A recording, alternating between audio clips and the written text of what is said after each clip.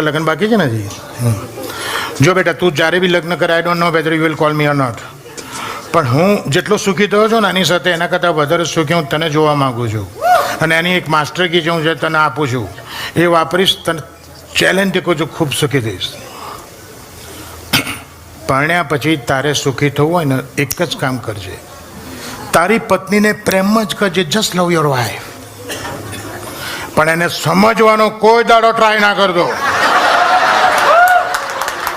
જો સમજવા ગયો તો છોડિયા છોતરા ગોટલા છૂટા પડી જશે, ભૂખા નીકળી જશે, ભૂખા આપતા પરી.